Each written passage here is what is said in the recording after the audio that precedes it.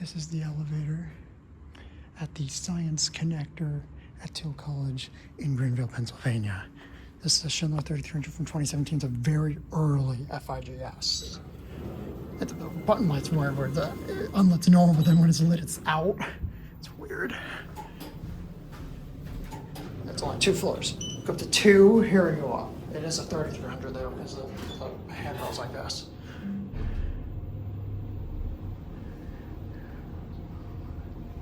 It's car 11. Here are 2.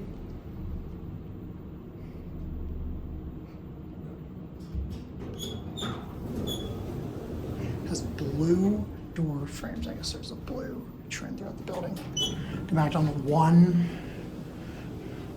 It's a basic, it's not a bad cab, it's a basic like wood grain cab. Has these like the side European light fixtures, which those are now discontinued, but like the one, I think you're supposed to do 2 bulbs, there's only 1. Here we got 1.